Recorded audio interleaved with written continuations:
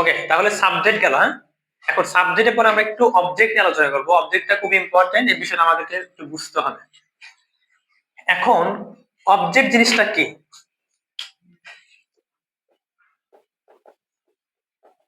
First of all হলো object কি, সেটা দেখেন সবাই। অবজেক্ট কি? অবজেক্ট কি? অবজেক্টের সম্পর্ক হলো কার সাথে? ভার্বের সাথে। একটা সেন্টেন্সের অবজেক্টের সম্পর্ক হলো ভার্বের সাথে। অর্থাৎ ভার্ব যাকে নিয়ে কাজ করে, ভার্ব যাকে নিয়ে কাজ করে সেই হলো অবজেক্ট। যেমন আমি যদি বলি, যেমন আমি যে বাক্যটা লিখেছিলাম যে আই ইট রাইস, আমি ভাত খাই, তাহলে বাক্যে কে? এটা হলো সাবজেক্ট। এখন যেহেতু ইটটা হলো ভার্ব, তাই না?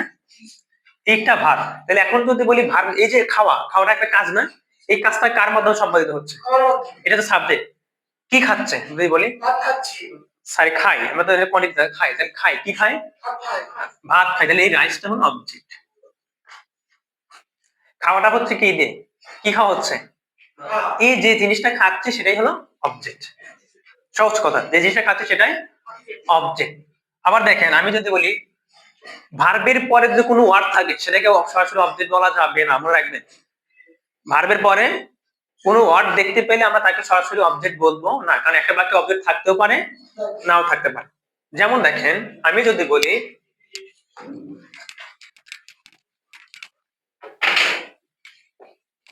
মিতা ড্যান্সেস ওয়েল, এখন এই বাক্যে মিতা ড্যান্স, বলেন যে বাক্যে ওয়েল কে অবজেক্ট হবে?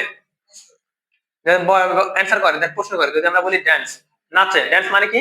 নাচা, তাহলে কি নাচে? কি নাচে? কে নাচে? মিতা, সাবজেক্ট। আমরা কে কে প্রশ্ন করলে পারবো কি? সাবজেক্ট পাবো। কিন্তু কি নাচে? কি নাচে? ভালো নাচা হয়? কেমন নাচে বা কিভাবে নাচে, এটা আমরা পাই। কিন্তু কি নাচে উত্তর পাই, তাহলে এটা অবজেক্ট না, এটা হলো অ্যাডভার্ব। এটা কি? অ্যাডভার্ব। তার মানে মনে রাখতে হবে যে ভার্বের পরে যদি কোনো ওয়ার্ড থাকে তাকে সরাসরি আমরা অবজেক্ট বলবো না। আমরা আগে ভার্বকে প্রশ্ন করবো। কি দিয়ে প্রশ্ন? অবজেক্ট চেনার উপায় হলো, অবজেক্ট চেনার উপায়, অবজেক্ট চেনার উপায় হলো সহজ। ভার্বকে কি দ্বারা প্রশ্ন করে যদি উত্তর পাওয়া যায় তাহলে সেটা অবজেক্ট। আমরা অবজেক্ট চিনতে হলে কি করব? ভার্বকে কি দ্বারা প্রশ্ন করব, কি দ্বারা প্রশ্ন করে যদি উত্তর পাই তাহলে সেটা অবজেক্ট, না পেলে সেটা অবজেক্ট না। যেমন আগের বাক্য ছিল আমি ভাত খাই, কি খাই? ভাত খাই। নাচে, কি নাচে? উত্তর নাই, সুতরাং এখানে অবজেক্ট নাই। আচ্ছা, আমি এরপর যদি বলি আমি ইংরেজি শিখি, কি শিখি? তারা ফুটবল খেলে, কি খেলে? মিতাই রানা একটি চিঠি লেখে, কি লেখে? তার মানে এই দেখেন, কি দ্বারা যখন উত্তর পাওয়া যাচ্ছে প্রশ্ন করে ভার্বকে, তাহলে সেটা হলো অবজেক্ট। কিন্তু আমি যদি বলি সে গান গায়, হি সিংস, হি সিংস মানে কি? হি সিংস, সিংস মানে কি? গান গাওয়া। সে গান গায়, কি গান গায়? উত্তর পাওয়া যায় না। আবার যদি বলি তারা সাঁতার কাটে, দে সুইম, কি সাঁতার কাটে? পাবেন? তার মানে সকল ভার্বের অবজেক্ট নাই। তার মানে আমি যে ভার্বকে যদি কি দ্বারা প্রশ্ন করে উত্তর পাই তাহলে সেটা হবে অবজেক্ট, যদি উত্তর না পাই তাহলে সেটা অবজেক্ট না। এখন আসে একটা সেন্টেন্সে, তাহলে আমরা কি দেখলাম? দেখেন, অবজেক্ট থাকতেও পারে, নাও পারে। যেমন এখানে ছিল আই ইট রাইস, তাহলে এই বাক্যে এটা অবজেক্ট, বাকিগুলো অবজেক্ট নাই। তাহলে একটা বাক্য অবজেক্ট থাকতেও পারে, নাও থাকতে পারে। আবার যদি আমি বলি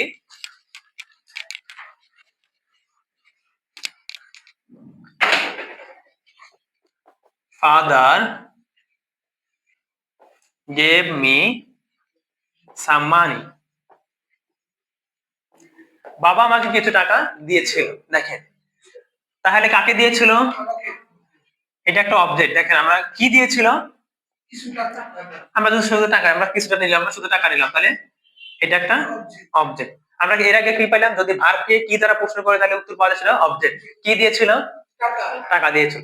অবজেক্ট না, আরেকটা উপায় হলো ভার্বকে কাকে কে কাকে দ্বারা প্রশ্ন করতে হবে। কি দ্বারা প্রশ্ন করতে হবে? কাকে দ্বারা প্রশ্ন। ভার্বকে কাকে দ্বারা প্রশ্ন করে যদি উত্তর পাওয়া যায় সেটাও অবজেক্ট। কাকে দিয়েছিল? কাকে দিয়েছিল টাকা? আমাকে। তার মানে এখানে অবজেক্ট আছে কয়টা? দুইটা। তাহলে একটা বাক্যে আমরা দেখছিলাম অবজেক্ট নাই, তাই না? একটা বাক্যে একটা ছিল, একটা ছিল না? এখন আমরা এখানে দেখতেছি দুইটা আছে।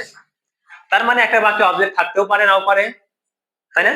একটা অবজেক্ট বাক্যে অবজেক্ট নাও থাকতে পারে। একটা বাক্যে একটা অবজেক্ট থাকতে পারে, একটা বাক্যে দুইটা অবজেক্ট থাকতে পারে। তার মানে অবজেক্ট দুই প্রকার। অবজেক্ট কয় প্রকার? দুই প্রকার। বলে যেহেতু আমরা দুটো অবজেক্ট আছে তাহলে অবশ্যই দুই প্রকার। তাহলে আমরা দেখেন এখানে কয়টা দুইটা অবজেক্ট পেলাম না? এই যে মি মানে কি? একটা ব্যক্তি বোঝাচ্ছে, মানে বস্তু বোঝাচ্ছে। তাহলে ব্যক্তি যেটা হবে সেটাকে বলা হবে ইনডিরেক্ট অবজেক্ট। কি বলা হবে? Indirect object. তাহলে এটা হবে ইনডিরেক্ট অবজেক্ট, আর যেটা বস্তু হবে সেটা হবে ডিরেক্ট অবজেক্ট। তাহলে অবজেক্ট কয় প্রকার? দুই প্রকার। একটা হলো কি ডিরেক্ট অবজেক্ট, আর একটা হলো indirect object.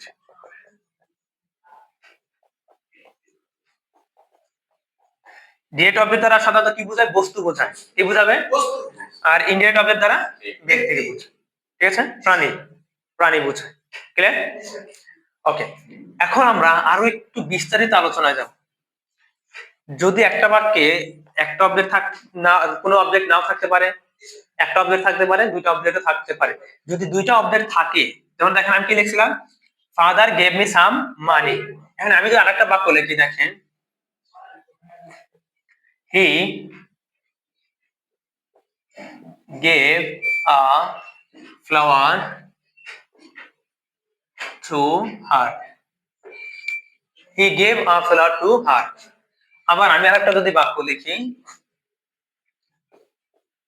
Rana bought bought a story book for his কি লিখলাম মনে ওয়াইফ। এখন দেখেন এখানে একটা ফ্লাওয়ার একটা অবজেক্ট, আর একটা অবজেক্ট। এখানে স্টোরি বুক, আমরা বুক স্টোরি বাদ দিলাম, বুক একটা অবজেক্ট, ওয়াইফ একটা অবজেক্ট, তাই না? বা হিজ ওয়াইফ। আবার এখানে একটা অবজেক্ট, মানে একটা অবজেক্ট, মি একটা অবজেক্ট।